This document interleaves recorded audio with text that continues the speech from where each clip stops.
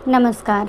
सदीनामा रोजाना बुलेटिन में आप सभी का स्वागत है। मैं रूपा रजक आ गई हूँ लेकर 1 अगस्त 2025 का संपादकीय, जिसका शीर्षक है भोपाल के मछली परिवार का संरक्षक कौन, जिसे कलमबद्ध किया है हमारे सह संपादक राकेश अचल जी ने।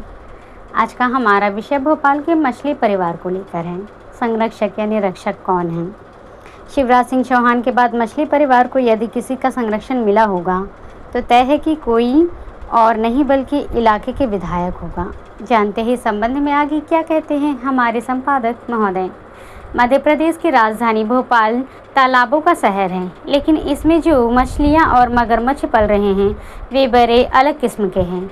ये मछली और मगरमच्छ दरअसल नशे के कारोबार में लिप्त हैं। इन्हें 2003 से अब तक पालने वाले लोग अब परेशान हैं, क्योंकि पुलिस और जिला प्रशासन ने मछली परिवार के खिलाफ ठोस कार्रवाई शुरू की। इस परिवार की अवैध संपत्तियों को हताई खेरा मैड डैम इलाके सहित 6 स्थानों पर बुलडोजर चलाकर ध्वंस कर दिया गया। इनकी कीमत करीब 100 करोड़ रुपए बताई जाती है। इन संपत्तियों में सरकारी ज़मीन पर बिना इजाज़त के बनाए गए मदरसा, मैरिज लॉन, रिसोर्ट, कारखाना, फार्म हाउस और गोदाम शामिल हैं।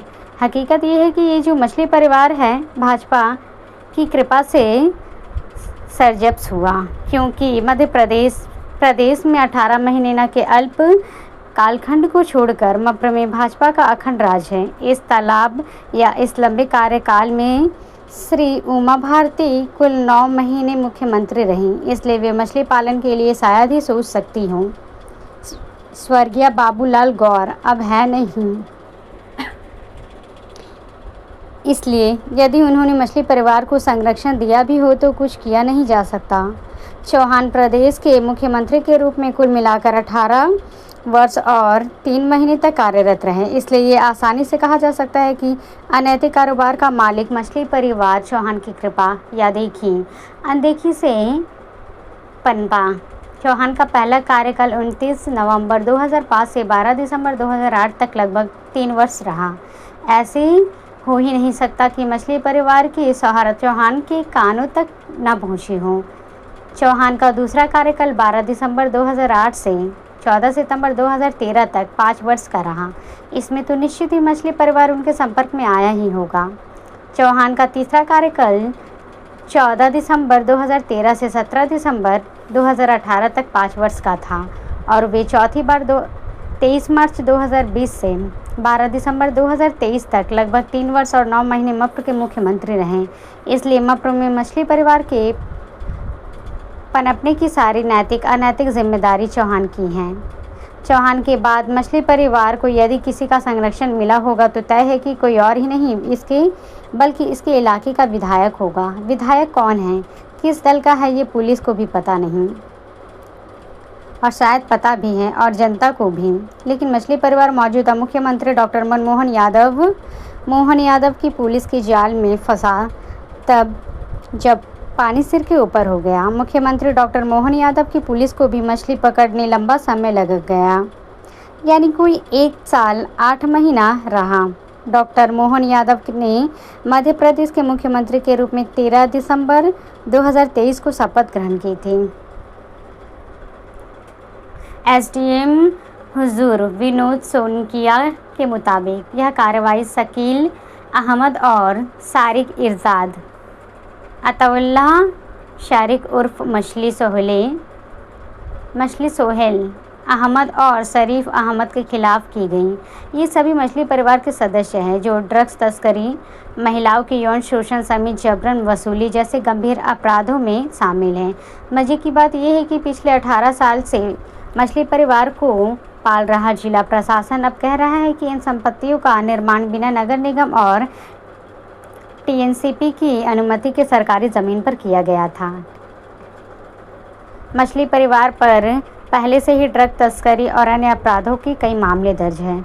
आपको याद होगा कि यासीन अहमद और शहवर अहमद को भोपाल पुलिस क्राइम ब्रांच ने 3 ग्राम से ज़्यादा एमडी के साथ गिरफ्तार किया था। दोनों पर narcotic drugs and psychotropic substance act के तहत मामला दर्ज किया गया। आरोपियों के पास से नशीली दवा के अलावा एक पिस्तौल और लकड़ियों या लड़कियों के आपत्तिजनक वीडियो भी बरामद किए गए। आरोपियों पर लगाए गए लड़कियों को नशों की लत लगाने और उनका शोषण के आरोप करने का संदेह है।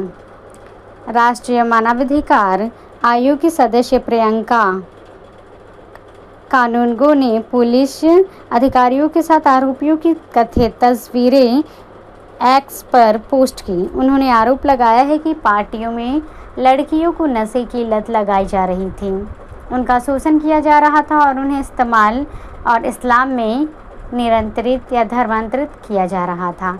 मध्य प्रदेश कांग्रेस अध्यक्ष जीतू पटवारी ने आरोप लगाया है कि आरोपियों की कुछ भाजपा नेताओं से संबंध है।